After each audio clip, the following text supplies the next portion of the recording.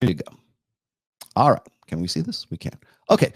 Okay. There's a reason why I'm posting this up on the screen here. All right. There we go. Because the responses to this are just as important as the hypothetical here. I have put this out before on several occasions, and I decided I was going to reheat it once I saw the whatever video clip right there. So this is what it was, okay? This is the hypothetical situation, and I know I shouldn't use allegory. I know I shouldn't use metaphor. I understand. I committed the cardinal sin of social media, which is never use allegory, sarcasm, metaphor, poetry, prose, hyperbole, anything that can possibly be misinterpreted in the most literal fucking sense. That don't use that, right? That's a maxim. Okay, if you met a woman who had every green flag you could hope for, and I'm posing this to the chat right now: gorgeous, fit, loving, loyal, dressed modestly, no debt, no tattoos, no cosmetic surgery, nurturing, submissive, religious, but her one stipulation is that you can never have sex with her. Would you marry her? Now, of course, I had to follow this up because I knew it was coming. So this is what I also added to this. Presume that you can have as many children as you want via artificial insemination. She'll be affectionate and loving and never cheat on you, but you can never have sex with her. Do you marry her? Now, that's the hypothetical. That's the... And I know people hate hypothetical questions because what do you think? Now, what do you think the responses were? Well, I wouldn't do it. Well, will she let me bang other girls? That was the next one. Now, of course, that's coming. Now, here's why I didn't put that out there, because I knew that was coming out, right? I deliberately left off the qualifier that perhaps you could just go outside the marriage and fuck other girls, right? She'll be loyal to you to a fault. Would you marry her even if you could go fuck other girls? Okay. And I left that open because I knew it was going to happen, because that was the number one thing. Well, if I could fuck other girls, then yes, I would marry her. So if you could have a string of fuck buddies and you had a loving, wonderful, loyal wife, as I said, meets all those qualifications, all your ideal chick. She's a virgin, right? Whatever you want that ideal chick, but the only thing you can't do is ever put your dick in her. Would you marry that girl? You'd be surprised. I've asked this. This is actually something I put as a hypothetical way, way, way long ago in the foggy days of the So Suave boards when I was a moderator on the forums there. This was like the early to mid 2000s. I posed exactly this same question. And I've done it throughout the years on, like I think I put it in comment threads or something on the Rational Mail. But it's interesting to see with time how people will answer this. There's another hypothetical question that I always throw out there too, which is like, if you could take a pill that would completely eliminate your sexual desire, would you take that pill? Meaning you could now get the things done that you want to get done, right? Or you'll never off, you'll never watch porn, you'll never will never get hard. You'll never, ever have any feelings of sexual desire, sexual arousal. You just take this one pill and that's it. Would you take this pill? Would you have a prescription to this pill, right? You'd be surprised how many guys would say yes, because they are that sexually loathing. They are that sexually destitute, or they have a misconception about how important sex actually is to their own well-being and to their own drive. Because I'm of the opinion that without your sex drive, you're unmotivated. Most people don't want to do anything. That's incentive. It's part of being human. Your sex drive is part of being human. Essentially, what I'm saying is, would you cut off part of yourself that would make you less human if you thought it was going to solve some problem? Because I see this all the fucking time, especially from like sort of red pill moralists and everything. And they want to say, well, yeah, I would take it or I wouldn't take it or whatever. And they go into this. I mean, they just agonize over these reasons. They just type out like blocks of text, like walls of text. Please use the return key. And they have been like, there's a certain mentality that waits for questions like this so that they can just like tell themselves, not telling me or anybody else. It's like they're explaining it to themselves. And it's just, first of all, it's just annoying as fuck. And then second of all, it's like, you don't understand because, well, first of all, you're probably a guy who doesn't fuck in the first place, but you don't understand how intrinsic the male sex drive is to your own success. So when I hear like Andrew, or when I hear like, when I hear people like sort of moralizing about, so I would never do that. That's degenerate. That's not virtuous. That's not honorable. That's not. Yeah, but it's necessary. You need that. You need that to grow. Literally, you need that to not. God damn it! You got me. You can't talk about dicks without like those kind of puns every now and then. All right. So why is this such a big deal, right? Why is this why would anybody have a problem? Okay, so here's some of the responses, and a lot of these are just sort of like repeats over and over. Now, Devil Fruit Loaf, of course, he quotes me: "Sex is the glue that holds a relationships and associations together." Yes, it's also a motivator. It's a prime motivator for guys to do things. What was I forget the comedian's name who said that? Was it Kevin Hartman? Kevin Hart said this. If a woman would fuck in a cardboard box, a man would never buy a house. Like, that's more or less true. Like, it's what motivates us, what drives us. I mean, Sigmund Freud was saying that all energy is sexual, and I mean energy as in like motivation and incentives, right? There we go. Depends. Can I have sex with someone else? I said no. They're like, makes no sense. Good negotiations give concessions and don't give wild demands. Him foregoing his innate mating strategy for vibes is a wild deal. Okay, so I said that. What was the rest of these saying? Do I at least get oral? No, you don't. You get no sexual satisfaction from this woman whatsoever, even though she is in every other facet, every other detail. She is perfect, but she won't fuck you. And you get no orgasms. You get no wait. I'm like, man, Rollo Tomassi don't get no hoes, man. You get no hoes. Nope. Okay, see, that's good. Now I love this one.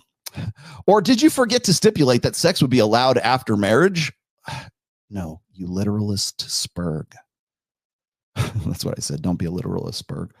See, that's what I mean. It's like you can't use hypotheticals. You can't use metaphors. You can't use anything that requires anybody to have some sort of abstract thinking or some kind of fucking nuance. And I knew this was coming. I can't say that I didn't, but the thing is like, I think a lot of people, when they see this, like, and by the way, I have gotten into it about this exact same topic or this exact same like line of questioning, I guess, with women, just as much as like the sort of like more moralistic, power moms. I remember talking to I think it was on one of Pat Campbell's terrestrial radio shows, and I was on there and I said something to the effect of like, sex is the glue that holds relationships together. And oh my God, because you got to remember that his terrestrial radio show was in Tulsa, Oklahoma. And that, I mean, that's the buckle of the Bible Belt, or I don't know, it's definitely in the Bible Belt, right? And the ladies in the studio lost their fucking minds. Carly was Pat's producer, and man, she jumped on the show immediately. She said, "What do you mean? What?" And I said, what defines your relationship with her?" Because she was married, right? I said, "What defines your relationship with your husband?" I said, "That is unique to your marriage. That is not necessarily unique to anything else." And I explained, I said, "Look, I love my mom. I love my wife. I love my dogs. I love my brother. I love my friends and everything like that. But I only fuck my wife. That is a defining feature of my marriage is we are fucking, we are having sex. It is that fucking important." And I think what happens is when women get into like a relationship, a long-term relationship, and it starts to become routine and it starts to become something that's sort of a given. And I know he's going to be there and we're going to fuck on Friday nights and have sangria or whatever the fuck we're going to have, right? And it starts to become this routine. Then it becomes that you have to find some way to justify why they're not having sex, or they're having sex less as a married couple than they were before they were fucking like rabbits before they got married, because they were actually into premarital sex before they did it, and then they got married, and suddenly the sex kind of cools off and dries up to so until it's what I forget who made this up, until it's drip fed, until you get drip fed, you get an IV of drip fed sex. And I'm going to show you some statistics today. I'm going to get into a few. Just some of this stuff is not going to speak well for modern marriage today. Sorry, moralists, but we're going to get into where we are going to go there today. And the reason we're going to go there is because I'm kind of sick of this bullshit line about like, oh, well, when you're married, you have more sex. Not really. Not really. That might have worked in the 20th. You might have been right in the 20th century. Not in the 21st century. Not with access, not with mass media, not with communication, not with social media, not anymore. And I'm sick to, and because if anything to say about that, and I'm not hoping it's this way. I'm not endorsing this. I'm just pointing out the facts. And if you can't have a conversation about these facts, if you can't have a conversation about these questions, then what the fuck are you doing online? What are you doing trying to be an influencer? What are you doing trying to convince people or give advice, whatever the fuck it is that you're doing? Because I don't know why you're here if that's the case. Because really what happens is when I just bring up, I ask uncomfortable questions that conflict with people's like ego invested beliefs in their religion and their belief sets and everything else. That's when they lose their mind when I say sex is the glue that holds relationships together. And then, oddly enough, Carly came around and says, you know what, you're kind of right. After that, it took a while. I knew I had to go through we had to jump in the ring for a few rounds. But I knew that I knew that was good. I've been talking about this for God knows how long. And there's a reason I've been talking about this for a while. I think what happens is I think people really, really, really want you to get married. They really, really want you to have lots of babies and save the West and increase the fertility rate. And I'm going to tell you, dude, it's fucking over. It has been over for a long time. If the time to start worrying about the fertility rate being under replacement in the United States, the time to have been worrying about that was right around 1975, because that's when it dropped below replacement. If you go and you look at this, I've got the stats, I've got the bar graphs. It dipped. It's only ever risen above, or risen to, I should say, replacement level. I think it was like in the mid 80s, and then it just plummeted because nobody's getting married. Marriage doesn't seem like such a great deal anymore. That's why. So I was another Twitter thing I was sort of dealing with was some other chick was saying like, oh, we need to, I forget her name. I don't want to say, it wasn't like Ashley St. Clair, it was someone else saying something to the effect like, we need to find a new way to incentivize marriage so we can take it from the clutches of the clutches of those red pill guys and Pearl. God damn it. I'm so glad Pearl's exiting the scene right now. Did you guys see the video that she did? Pearl was talking about like how like she was glad that she says the best thing ever happened to me was me being demonetized. Get the fuck out of here. Your career's over. She's talking about how she's going to move back. I'm moving back from the UK to the United States. Bravo. Go back and live and living with her mom, or living with her parents again. Excellent. You go, girl. I'm happy to see it. I'm happy to see you fail. And she's got a new boyfriend or something too. Imagine that. We're going to get to that topic later. I got to talk about Fresh and Fit too a little bit later. But anyways, let me push this up here a little bit more. There we go. So nope. Wouldn't do it. No, sir, I couldn't. But also makes a great point. Thank you. At least somebody got it. Hell no, never. How would she bear me the stallion that will mount the world? Well, as I said, Mike Steele, that you can still have children with her artificially. No, she would make a great assistant though. Exactly. Take away the sex and she's an assistant. Nope. The entire point of marrying a woman is to have children. Okay. I made the caveat that you could have children with her, but no sex. Okay. And if she doesn't want to do the hunka chunka, dude, who the fuck says hunka chunka? When's the last time you use hunka chunka in a fucking sentence in casual conversation? She goes down as a near miss, not a keeper. Okay. If she was all those things, sure, she would be repressing her own desires. Those desires, God, you love how they just like write in their own meaning. Remember what I said? Like, you can't give people details. You can't give people like facts. Hell, you can't even do hyperbole. You can't give them facts without telling them how to feel about it. Otherwise, they will hate you for it, or they will insert their own story inside of it. And this is exactly what I mean. Those desires will make it happen. She will fall apart or having give in to the temptation. If she can't with you, it will be someone else. Best hope her desire and need for you is strongest. That's not part of the hypothetical, brother man. Yes, because what women say and what women do are rarely in alignment. Chad can break down any walls she puts up. Okay, no, that's not the hypothetical brotherhood. I'm saying if she were perfect in every other way, but she would not fuck you, and you can have kids, and she'd be a good mother to your children, and she would homeschool them, and whatever your conservative values fantasy girl looks like, all of that, except she doesn't fuck, would you marry her? No, because I'd still be on the hook for providing for 2+ whatever kids. She'd still live a life of luxury where I'd be responsible for working a soul-sucking job where I'll die before she did because of all the stress. Okay. I love how you got to love how people just insert like their own like world into, and remember, this is 280 characters here. 280 characters, and this is what they get out of it. Hunka chunka. If she's sexual, she lets me smash other chicks, then yeah. Okay, I specifically left that part out because I wanted people to understand that it's about the sex. Nope, wouldn't do it. Okay, yes, but only if she agreed that it's open on my end. Okay, that was the poly thing.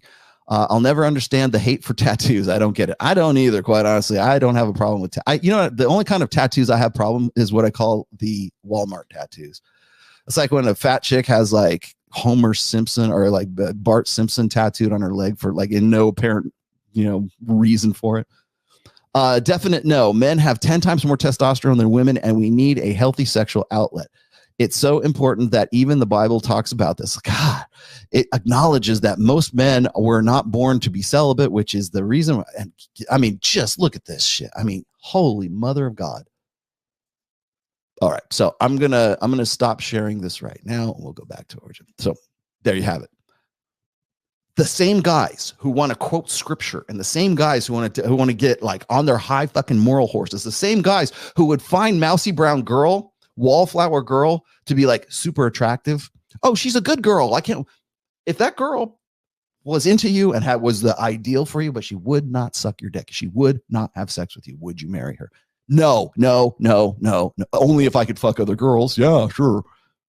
No, she's not perfect. She wouldn't be that. And then they'll insert whatever story they want to as to why that wouldn't work. And the reason why they're putting those stories in there is because they understand it's that whole hypothetical, by the way. And as I said, I've been doing this for 20+ years. That whole hypothetical forces those guys to understand that sex is a need. Sex is necessary in a relationship, in a fuck buddy situation, in a marriage. Sex defines the fucking relationship. So when I say blonde girl 304 on whatever podcast and the mousy brown hair girl, mouse girl on whatever podcast are the same fucking chick, that's what I mean. That's exactly what I mean. So because if you have the means to provide them with you're responsible and accountable and work 3 jobs or whatever, make yourself pizza, what the fuck it is. If that's you and you can do that, you better goddamn well be getting fucked. Because the only thing you are really looking for in a long-term relationship is a girl who has sexual access, who is into you and really wants to fuck you. Hopefully it's genuine desire. And that might sound very, very shallow. And it did when I was bringing this up with Pat Campbell and Carly as producer and everything like that. If I say sex is the glue that holds a relationship together, you also, all of the girls in at the radio station, at the producers for Pat Campbell, they did the same thing. Well, what about? No, that's not what about. That's, do you understand the words that are coming out of my mouth? No, it is about sex. Sex is that fucking important. So when people come up to me and go, Rollo, you seem to really, you red pill guys are so sex obsessed and blah, blah, blah. You just want to get your dick wet. Well, yeah, but it's more important than that. It's important to a good marriage. It's important to a good relationship. It's important to men and to women. I don't think it's in any way, oh, you guys are just obsessed over sex. No, yeah, because it's that important. Yes. I know this very simple sexual act. And that's why when I go and I see like people like Lila Rose and the rest of these people who want to explain like sex in the context of like Catholicism or something like that. And it's like, well, I have literally read tweets and I have heard like men and women say this, that any sex that is not for procreation is a drug addiction. Really. That's so here we are in the middle of my watch says it's 2024. It's not a bad thing to enjoy fucking. Really. It's okay. It's okay to be into fucking. Really is. Okay. I'm not saying go out and the porn. I'm not saying anything. I'm not endorsing anything weird or degenerate. I'm just saying accept the fact that sex is that important. And it's more and almost more so to guys. Because what value is that woman bringing to the relationship if you're the one who's providing every other value?